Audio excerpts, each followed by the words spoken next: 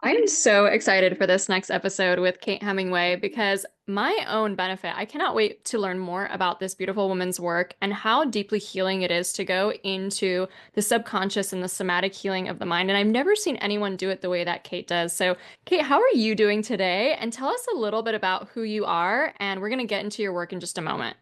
Yeah, thanks. Yeah, absolutely. So I am, oh my God, I'm so sorry. You're good. I've never done that before. I'm so We sorry. have an editor, so I just clap. We can just start over. I'm so sorry. I've had such a crazy day. And you were like, how are you? And I'm like, actually, I'm crazy. How honest can I be in this You can be episode? very honest. Yeah, go for it. All right, let's just try again. Okay. Okay, sorry. What did you ask me? Let's start there. I'm so sorry. You're good. How are you? And then tell us a little bit about you and your work. Yeah, great. Thank you. I mean, honestly, I have had such a day, like supporting my partner and just being there for life as it comes up. But yeah, my name is Kate. I am first and foremost really a guide and a healer. And I believe very deeply in what life is throwing at us in any given moment. And so, yeah, that is a big part of how I guide, how I heal, and ultimately help visionaries bring their vision to life. Yeah, well, we first met in Florida for a conference and just got to know each other there. And then I have the pleasure of supporting you in our Thought Leader Mastermind. And something that I love about your leadership is that you're bringing something that's, maybe more old or esoteric and almost kind of forgotten, you could say, in the mainstream kind of healing world and bringing it back and using this tool as a way of really healing people beyond just like talk therapy and stuff like that. So, tell us, what the hell are the 13 ghost points and why do they matter and how is it super effective to use them in your work? Yeah, absolutely. I was first introduced to the 13 ghost points while I was still a student, which is actually not very common because they don't teach these points. At least at my school, they don't normally teach these points. But it was fate. And I had a patient who deeply needed them.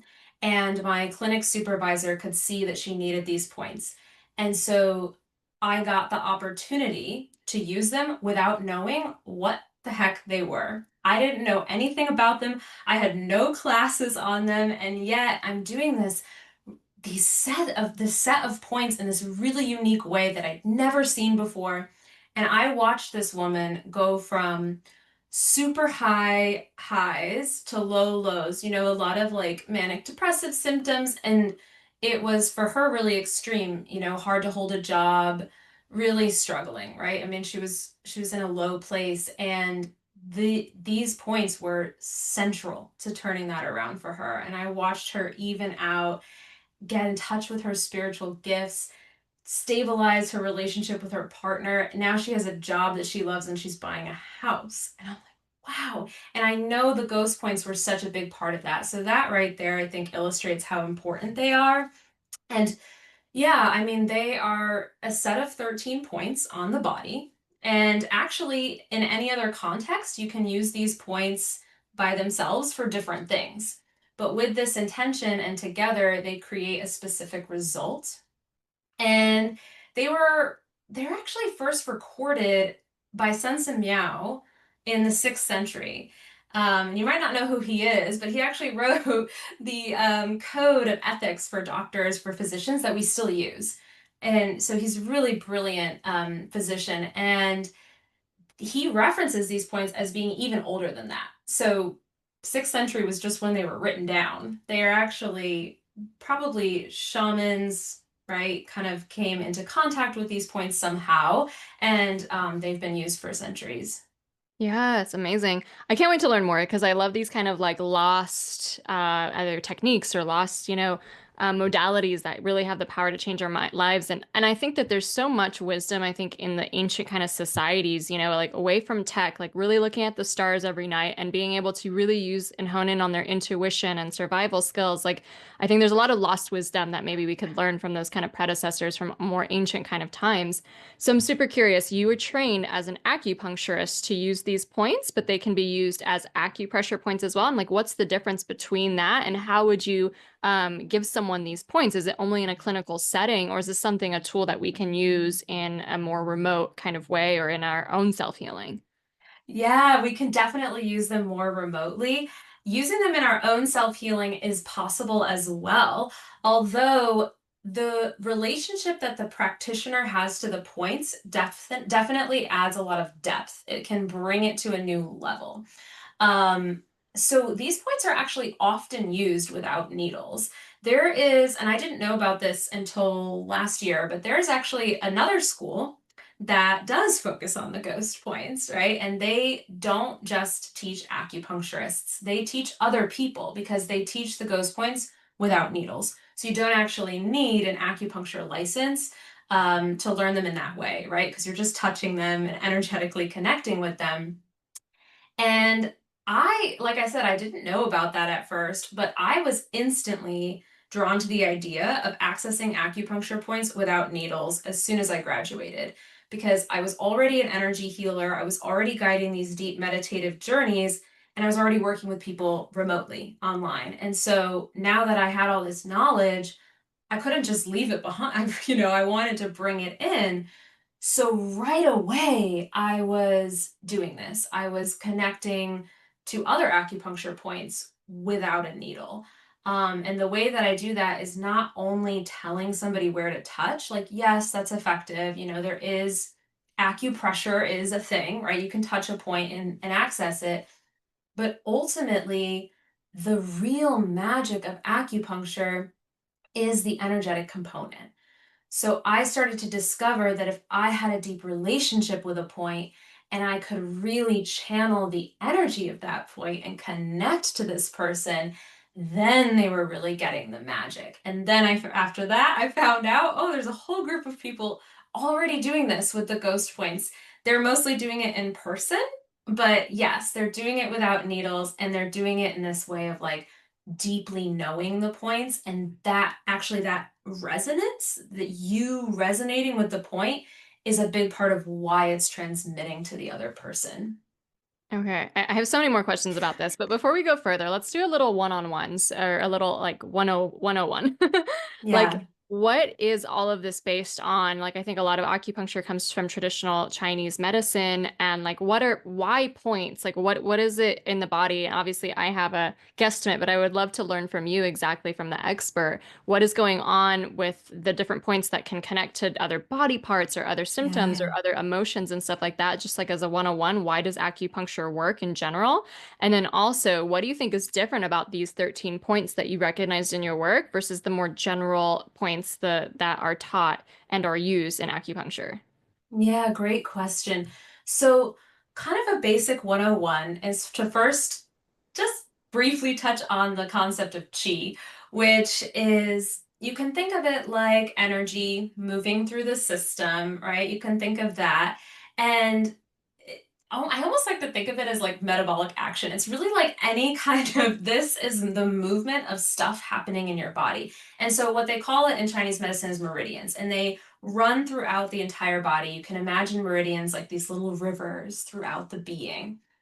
And a point is where you can connect to not only that meridian, but you can connect to the spirit of that point. So think of them almost as like little portals, and each little portal has a personality, has a lesson, has a wisdom for you. And the reason this is, and this might sound so crazy and out there to some people listening to this, but the reason it's like this is because we are actually a reflection of nature, of everything around us.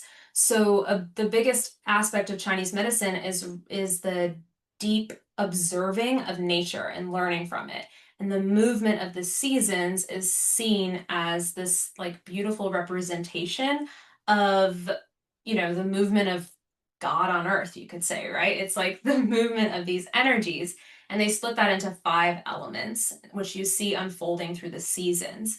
And so we actually take that and then see it reflected in the body. So not only do different meridians connect to different organ systems, all of that connects to different elements. And so each of the points having its own personality also is like a reflection of, I guess you could think of it as like a fundamental truth in nature and a fundamental truth, therefore, available to you in your being. And so when you know like what needs to be touched, that actually makes a big difference. And yes, you can do it along a channel for something as simple as, let's say, shoulder pain, and I know a channel goes through the shoulder, so I can do a point there and it's going to help with the shoulder pain, right? And it can get as complex as spirit level things, right? It can get as complex as the movement of spring in your being and your ability to put yourself out there. Yeah. Well, I know the power of it, like from my fertility perspective, like acupuncture is one of those like really vetted, proven sciences, maybe more alternative ways, but that is actually proven to like help, bring forth a baby in conception. I was doing acupuncture for quite a long time, and then unfortunately the clinic by my house closed down and it's just like really far to the next one. So I'm in that transition right now, but I'm super interested with all of that you're speaking about the meridians and different energy and the portals that you have there. What makes these ghost points maybe different, or how did you use them maybe in tandem together as a series, or like what's so special about this versus kind of the other points of the body that you work with? And how does it go maybe deeper than just a physical chronic pain issue and maybe more deeper into the subconscious mind? Yeah, the ghost points especially go very deep. So yeah, this is a great question because really acupuncture is part of an entire system of medicine. So it's quite broad. It's like an ocean. If you think of Western medicine, how many different things could you do in that? And the ghost points are just this one thing.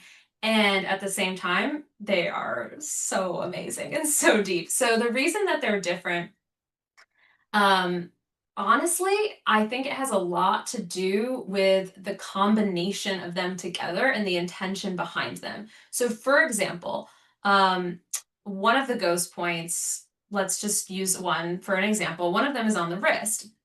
And this is a point that you can use for other things, right? So it is a quote unquote normal point. But then because it is in this system, because it is used within this context, it changes. It becomes something deeper. And to be totally honest, like part of that is a mystery. Like, why do these work so well? I don't know. And I think that that's why so much of it is based on clinical experience. Like when you hear people talking about these points, they're talking about their patients. They're like, this happened, this happened. But if you want to kind of look at, okay, why is this working? I think that part of what's happening is you're going deeper and deeper into the system. So a lot of people will split these points into trinities. So there's three, three, three, three, and then one extra at the end. And each layer is bringing you deeper into the human being.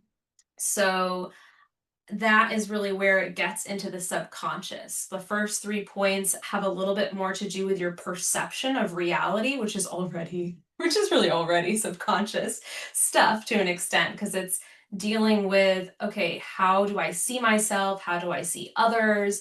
Can I trust myself? And then from there, it actually only gets deeper and deeper and there's actually a point behind the head that specifically gets into the subconscious, right here, kind of like below the occipital in the back of the head. And this point, especially, it kind of deals with your dreams, with your subconscious mind, with everything unknown, and really brings that forth. So, yeah, I think honestly, these points are just kind of like a special code. And through the years, with so many people using them and getting the results that they've gotten, it's become this thing that we just sort of accept to a certain degree.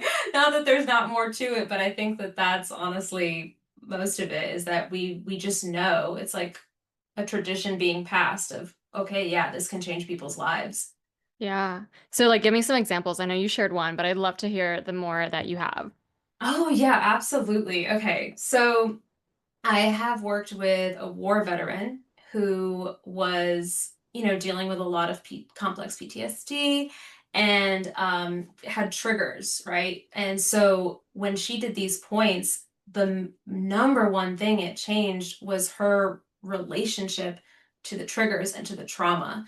So instead of it feeling really charged and really affecting her, she said after doing the points, it was like, it became almost like a movie. Like she could see it and she was still having the feelings and things were still moving through her, but she could observe it. She could be in the seat of observing it and start releasing it. She had these really like purgative moments.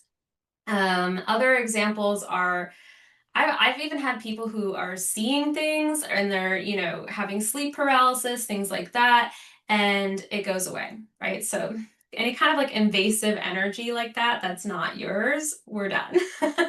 It can also go into more subtle layers of me, for example. I experienced these points and my session was like incredibly profound and really started to detangle this ingrained pattern, which is still kind of detangling. But a really big part of that and a really beautiful thing was, realizing this pattern I had of not feeling recognized and not feeling seen, and therefore feeling like I don't matter. And this was not something I was totally conscious of, but it really came forward in the Ghost Points session because these are very intimate sessions, really. And yeah, having that come forward, having that experience really shifted that for me in a profound way, which has allowed me to own my gifts more, to speak about them more freely. And, even with the little struggles that still come up, it's kind of like it blew that open. It was like this calcified pattern that's now like breathing and detangling.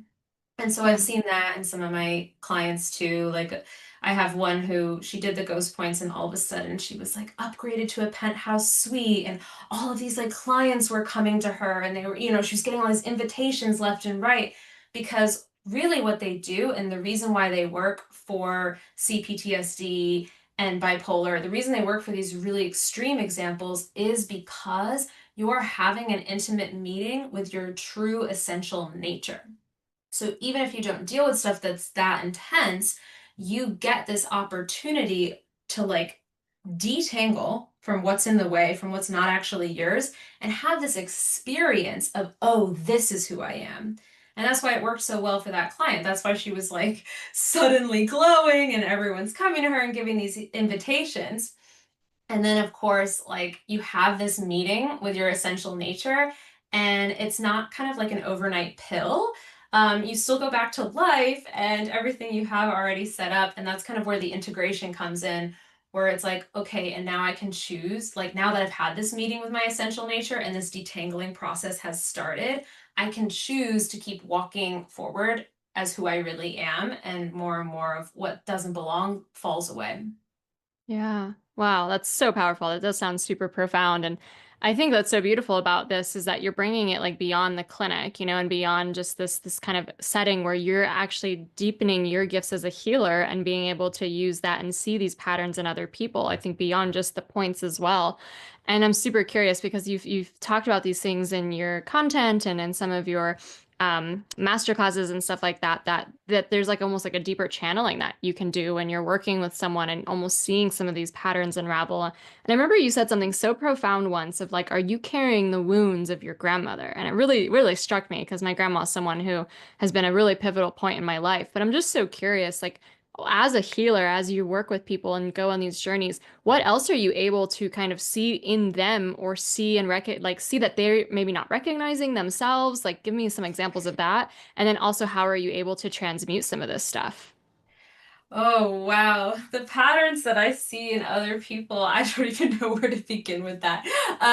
Yeah, this is my gift, right? Like I can see these patterns and I've spent most of my life giving unsolicited advice. And now now that I've had my own ghost points experience, right? And I'm kind of having my own healing process around that.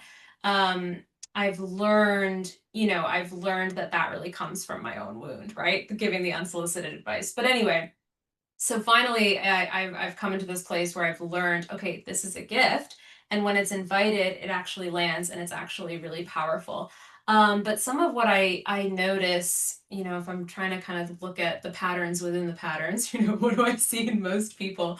Um, a lot of times, like people are hiding a little bit. I don't know how else to describe it, but there can be, I guess what it boils down to is a lot of times people are carrying something that they think disqualifies them in some way or that they think makes them like bad or wrong in some way or not good enough or not belonging, or honestly it can tie to any core wound of safety, belonging, worthiness, but basically that there's something that they think about themselves that is scary, bad, wrong, shadows essentially, right? And when they have this thing, it keeps like giving rise to that. I mean, that's really like the most basic way to put it, but basically they think, okay, this thing about me is not really okay. And then they shove it down and they're like, that's actually not me. And then they maybe project it onto other people or other situations, like, oh, this is bad or wrong or whatever. And really, what my skill is seeing like the kind of tip, like the main area where a person is doing that they don't see. And Yeah. some people are ready to hear that and some people are not. And what the ghost points do, which is really cool, is they kind of like shake the waters, which for some people is really exciting and fun right away. And they're like, yes, I'm ready for this. And then other people, it can be a little bit more of a tower card moment if you're familiar with tarot. Like I had a woman who did these points and she didn't feel like she ever had safety or the feeling of home in her body, and the unraveling process of that was actually part of it was not having a home for a couple of days because of like all this drama with the. And so really having to like stay in a hotel, and you know, she came through that and like grew a lot from it and found more of home in her body. But it's just to show that like part of the unraveling of these points is you will also see this pattern get bigger. Like the volume will get turned up. People from your past might come back into your life, right? Like I had another client who's has a lot of trouble with boundaries. And so all of a sudden, an ex that loves to leech off of her is back. Things like that. And so what I do as a guide is I don't just point out the pattern. I really like what I really like to do is feel into their health, feel into their highest. Like what are they really? What is this expansive version? And that's actually where the ghost points, in my opinion, really thrive too. It's not just about getting rid of, it's about having the experience of who you really are, of your strength. And so what I like to do is really hold that vision, hold that frequency, and kind of gently keep guiding them back to it, as they navigate their life. Yeah, that's powerful. What have you noticed when you work with entrepreneurs and like leaders and visionaries? Like, how does this apply to them? And especially with all the complexities of selling and showing up and, being authentic, but also projecting, a certain like mastery. Like, how does that interplay, especially with entrepreneurship and selling? Yeah, with entrepreneurship and selling, I think there's like just a lot of really limiting ingrained beliefs, right? And so there's societal conditioning that gets stuck of like anything from, oh, this is how I have to work, right? This is how it has to play out. And when you are, somebody who's really visionary but also really neurodivergent, you're basically just learning over and over again that you can't trust the way you work. You can't trust your rhythm, your creativity, the way you move through the world. And this actually puts a really big cap on what that person is here to do. Another thing is this idea of being too much. Like me, for example, a lot of people who find me as well, they are tidal waves, right? Like some of us out here are intense. We have an intense energy and we've spent most of our life being told that we're too much. And that gets ingrained. And so then we end up hiding. I see this all the time in visionaries because visionaries have usually been told they're too much, and especially women also. So there's that kind of interplay as well, being told you're too much. And yeah, so what ends up happening is they'll shrink, especially when it comes to sales, because it's like, this isn't, this, I'm being too much, I'm being too pushy, I'm rubbing them the wrong way, like instantly apologizing for their genius, for their work, because it's so ingrained. And I think also this idea of like wanting to be good, right? Wanting to be right, that will also that will get in the way. Yeah, wanting to be liked. Mhm. Yeah, that too. That too. Yeah, yeah. So like what do you see as one of the most effective ways to like step into the too much energy again and like really just be like free flowing and wild? And I mean, I can see how that's so magnetic in business when you're really steeped in that energy, but it's you're right. It's like we're always second guessing like, well, will people how will this be perceived and how do I, manufacture this perfect artificial way of like you know what I mean? There's just so much analysis I think that goes into it that we get paralyzed sometimes. So it's like, what is the like freest expression that you see for someone with a vision, with too much energy, with all of that kind of um, wildness about them to like really express themselves? Oh, so great. I think there's a lot, it's really multifaceted, right? But um in terms of like tips, I would say, move, dance. I go to ecstatic dances, so look that up in your area because that helps a lot because it's this judgment-free zone where you can finally just move some energy because, and this is true, this is part of why acupuncture works really well also, is energy wants to move. Like these things don't want to be stuck in your system. They want to move, they want to transmute. So even as a healer, I'm not really coming in and like doing the transmuting. I'm just like finding openings for you to allow what is already trying to happen. It's already trying to move out of you. So really the more you can kind of open and allow, the better. Oh gosh, I had another one, but I'm like, I can't remember what the other one was. What was the question again? Yeah, like any practices that we can use to like find that wildness and find that. Oh yeah, find the wildness. Oh yes, this was the other part of it. Thank you. Okay. The other part of it, right? So of course move, dance, be you, put it out there, but really at the end of the day, it's about inviting every single part of yourself to the table over and over and over again. Like every single part. And this is so much easier said than done.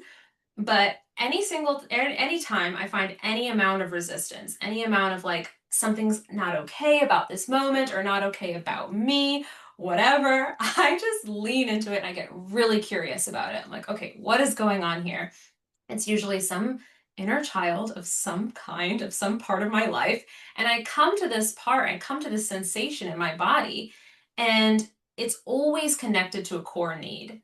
And so this is part of how I'm living my life is I'm just accepting all of it. So whenever something comes, I'm there. I'm like, okay, here's some safety, here's some attention, here's some playfulness, here's some slowness. And I'm just really feeling into that and being there for myself, for her. And I'm not really pushing anything away. I don't really live, I'm very non-dual. So I don't heal or look at life in this way of like, okay, these are the bad parts and these are the good parts. No. I like to invite all of it to the table. I like to get down in the mud and just accept ourselves fully where we are at, and then, especially as a visionary, you just connect to your why, to who you're here to serve. You connect to something bigger than yourself, right? It's not all about you, right? It's not all about your ego. And every visionary will talk about this, but it's so important because in those moments where it's like, you kind of hate yourself a little bit, or you're kind of like, oh, this isn't okay, this should be different, this thing about me, this thing about my life, this thing about my body should be different. anytime you catch that, even the part of you that does that, you invite all of them and you say, okay, you're all here at the table and I love you all. And from there, you get to choose to be the queen. You get to choose to be the one who is taking care of her inner kingdom, and every part of her is welcome and accepted. And this makes it so much easier to express because you're so well cared for within yourself. And, because you're connected to this why, because you're connected to service, and you're like, okay, yeah, this is going to inspire somebody, this is going to help somebody. So here I go. Yeah, I love that. I worked with a coach before who really helped me tap into these inner archetypes. So we would be like, okay, well, that behavior is this archetype and that one, and that like you're the queen above it. You're the observer of all of it together and this like round table of people. And like they all have something of value to offer, even if sometimes it's a little misguided or annoying or the way that they show up and stuff like that. Because I think one of the most damning emotions you can feel is like making yourself wrong somehow, right? Yeah. It's like, I should have done this differently. I should be acting like this. I should be doing it like that. Some natural desire that I have of me, even like the desire to rest or to unplug is somehow wrong, and that we need to be on fire all the time and we need to be like working and pumping out these offers or whatnot.